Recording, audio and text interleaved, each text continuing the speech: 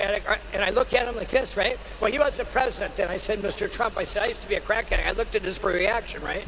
And I said, but I'm going to set this network up, the Lindell Recovery Network, and it's going to help millions of addicts for free. And he goes, and I'm going to stop the drugs pouring in and shut that border down for the drugs. But it was this conversation, right? And I left his office and I go, wow, if this is what a president, he's going to be the greatest president in history. Well, I questioned his employees, and his employees all had the same thing to say. Great man, great president, or we'll make a great president, great leader. And he had done something for each one of them individually, personally. And I thought that amazed me. I go, this is, I kept asking and asking on August 15th and 16th. Well, I get back to Minnesota, and, I was the media's darling. I mean, they're darling. Mike, your addiction, blah, blah, blah. How are you going to, how many employees you hiring today? And there'd be every CBS, it'd all be there, like back then. And I got back and I said to my board, I said, he's going to be amazing if that's, I didn't know what it should be. I never met a president. So they go, no, Mike, if you do this, you're going to lose. If you do a press release, you're going to lose half our company, and we're going to be done. And I said, I went out in the hallway, and I said, I was mad. My CMO came out. She says, we didn't get this far by you not listening to God. I went back in the boardroom and said, we didn't get this far by me not listening to God. I said, we're going to do that press release. So we do the press release. And you know what? I'm sitting there going, oh no, what happened? I was attacked. I was called a racist, they bring up my drug past and all this, and but I'd already told everybody, it's like nothing new. Well, but they attacked like never, and I thought it was all real, and then I find out later it's attack hit jobs, bots and trolls and social media and emails. But some of them were real, these, and I was just going, and wow, maybe they're right. But I'm going, I must be doing something right. And I prayed, God, I knew to stay the course through that. That was like my first test, right? And, but I guess the point being is what I've learned, and I think what we all learned, is if you go up to the decisions that were made when our great president got in, we know now more than ever that politics affects everything we do. Like I said in my opening speech, we get up to December of 2009, Emerald, and everybody's worldly, their worldly things had improved. Their life has improved somewhat. Even if you started down here with no forks in the street, it's still, everything had kind of lifted here, right? Yeah. And those were because of decisions made by a politician, our great president, which he doesn't like to call a politician, a great leader, making common sense decisions that would manifest to help all people, right? And you get that example, and now it's flipped on its head, and now here we're an example of what could do. They can destroy us, Yeah. As we wrap up who you are, Mike, I will say the real defining line, and I love what you said at the top of the show, or the top of this segment, in that, we're fighting, but we ultimately don't have to worry because our ultimate hope is in God. Yeah. And I know that's the man you are. Right. I want to say one more thing, you guys. So when, like I say, I always wanted to be, you always see me wear my cross on TV, and I didn't have that personal relationship with Jesus Christ, and I just, but I wanted that, right? And in fact, I'd have Christians call me, you're using that to sell pillows, and then other ones would call, you're using that, you're wearing that cross or whatever, and they'd be atheists. I'd sit there and argue with them on the phone about God because I read about Revelation in the Bible in jail, and they'd be saved and go, there, take that. Well, on February 18th of 2017, when I got saved, shortly after that, I get to the White House. I was invited by our great President Donald Trump, and I'm at the White House for this manufacturers summit, and we're both I've been walking to the White House going, wow, I never thought I could even step within 100 feet of the White House with my past, right? And here I get in there, and there's this empty seat, and all these people, all these manufacturers around it, and we go live to the nation, both of us out there, all over the media and all over TV.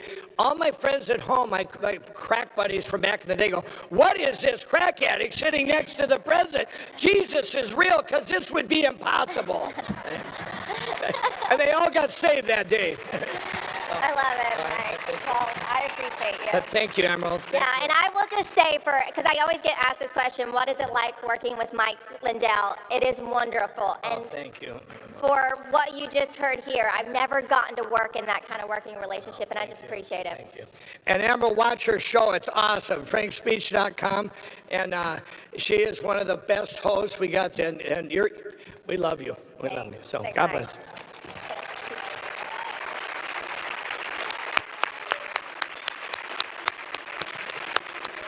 Ladies and gentlemen, please welcome Clint Curtis.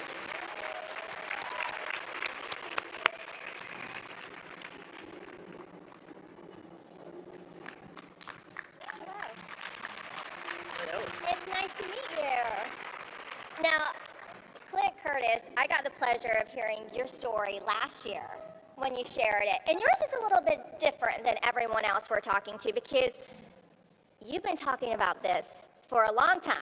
20 years. 20 years, and with the rest of us just waking up in the last couple of years, playing catch up. But also, it's considered a Republican issue now, right? And a taboo issue. You're a Democrat. Yes. And it only became a taboo issue because of Trump. Democrats have Trumpitis, just like you guys used to have Hillary-itis. And so anything associated must be bad. Doesn't matter. If it's raining, Trump caused it, right? Tree fell on my car, Hillary must have done it somehow. And that's kind of what happens, and so that's why it's a taboo issue, and that's why it's being pushed. But in reality, most Democrats do not think the election system is trustworthy. 70%. I mean, we've seen the polling. Right. But it's true. Most Democrats feel that way. And when you talked about it before, let's say prior to 2020, what kind of reception did you get when you talked about it? Everybody was on board. I mean, everybody. I talked to Gavin Newsom about it back in 2010. I was on Kamala Harris's auction, her audit of her election. So these people knew, and they were on board. And if we can get you guys to really stabilize and work together, because you kind of have a faction that likes to chew your own leg off. I don't know if you know this or not, but that kind of slows you down. But when you do work together, you are much more effective. Democrats are easier to get along with. We will all eventually coalesce around an idea. It may not be the right one, but it will be an idea. But then we just talk about it, and we sit down, and we have a Coke, and we don't do much. You guys are actually doing something very active. If you can get to a point where you're good, and we can actually get everybody to agree, I can get the Democrats back, and we can get a hand-marked, hand-count, paper ballot election. And you will actually be able to trust it again.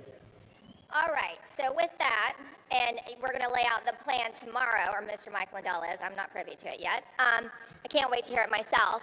Let's talk about why they should trust you. For those in our audience who might know exactly who you are, you actually set the algorithm originally. Yes, I developed the prototype for the electronic voting machines in the United States. Essentially, I had a fellow that came to me. He was Speaker of the Florida House. He was Jeb Bush's running mate when he ran for governor the first time, and he was the head lobbyist for the company I work for. I'm a prototype computer programmer. I used to be. Now I'm a lawyer. But essentially, he wanted a prototype for the electronic voting machines, either scanner-based or touchscreen. Touchscreen was his preference initially because they weren't out yet.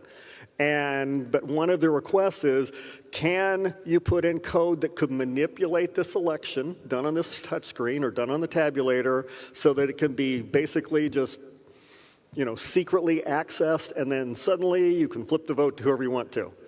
So I built it. The vote was 51-49. built a database for it, which kind of evolved into Dominion's GEM system, which they're still using today, which is kind of odd, and handed it in and said, this is why you can't trust computers, because you won't be able to catch it. And the head of the company says, well, we're actually going to use this. This isn't to stop election fraud. This is to do election fraud. That was a Republican, right? Everybody sounds bad. That's terrible. So I went to the DCCC and I told them about it. You know what they said? They didn't say that's terrible. They didn't say that's horrible. They said, why didn't we think of it first? And that's where you are, guys. So you have to have hand-counted paper ballots because both sides at a certain level will try and cheat. I know you're shocked, but they will try and cheat. So we have to have a system where everybody has to trust nobody. If you don't have to trust it and you can verify it, we'll all be good. So let me ask you, while you were out there in the 20 years that you've been talking to mostly Democrats about this, I mean, clearly you were telling them the truth, but we're still here. So it doesn't seem like anything was done in the in-between. Was there any areas where you saw some people try to do it and it just got stopped? I mean, how did we still end up here, I guess? well, some people tried to do it, but there are so many places pushing back on that. So like in Florida, 2006, we got rid of the touchscreen machines, got rid of the whole, we're going to print you a barcode. That's all gone. A lot of you are still stuck with that. You're in really bad shape, guys. But we got rid of that in Florida. So we were going to have hand-marked, hand-counted paper ballots. Except 6 months after we got that through, suddenly you're no longer able to count those ballots by hand. It has to go through a tabulator, and it's illegal to count the ballots. And that's the kind of legislation that comes back. Because all the push is on making you use stuff that's bad. So if they can control the machines, they can control the vote. And even the good ones are afraid of it. So it's like the Kari Lake race. When she ran for governor, it didn't matter if she was 5 points ahead, because she wasn't running against an opponent. She was running against the machines that are counting the election. Yeah. So that's a tough run. I'm pretty impressed. You did so well, aren't you? Machines could have made her lose by 50 points. It really didn't matter because no one's ever going to hold them accountable until you get back to something you can trust. Clint, were you really surprised after 2020 happened and now there's all this focus, right? National focus on what you've been talking about for 20 years. You go back out there, you say the same things you've been saying with a different response. Did that surprise you? I don't know. Not much surprises me anymore. Yeah. There's always the surge to fix something, and then your guy will win. And suddenly, it's okay again. Everything's fine. My guy won. It must be right. And then the whole thing drifts away. We'll see how that happens. Now, we've talked to a lot of people here whose lives have been completely altered because they started talking about election fraud, particularly the machines, myself included. And you were already in a different kind of area than the rest of us. So has it changed your life? Has it changed your day-to-day and your relationships? Not really. Since I am a Democrat, if you notice, they don't like that sort of a substantiation of what you terrible Republicans are talking about. So what tends to happen in my case is they ignore me. I don't exist. And this happened from the very beginning. If you ever saw the little clip where I testified before Congress, you'll notice that it's not professionally shot. It's not ABC, NBC. When I went to testify, there were all the major cameras there taking in the committee hearing. The minute I got up to get on stage, because they had a preview of what was going on, every camera dropped and everybody running the camera left the room. So if you think the media is ever going to be on your side, don't think they're going to be on your side. It isn't going to happen. When I testified in Shasta County so that they got rid of their machines, you will see all this big thing about how these horrible Republicans were getting rid of the machines and all this sort of thing, but you won't see anything mentioned about me. I don't exist.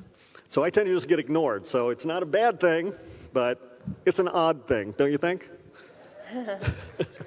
Actually, I was talking to a really great investigative independent journalist the other day that's very credentialed and that covered the January 6 hearings in D.C. He actually went and sat in person.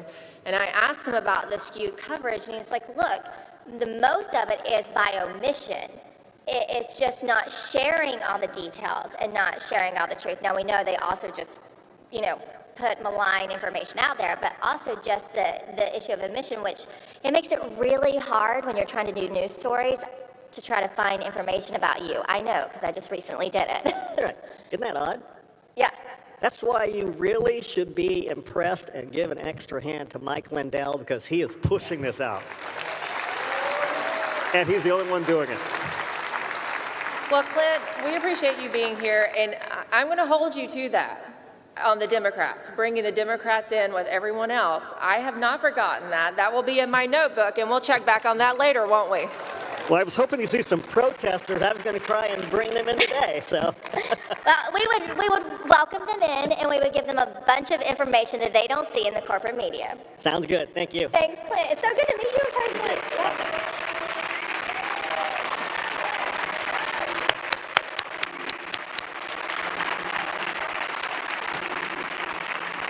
Ladies and gentlemen, please welcome former Mesa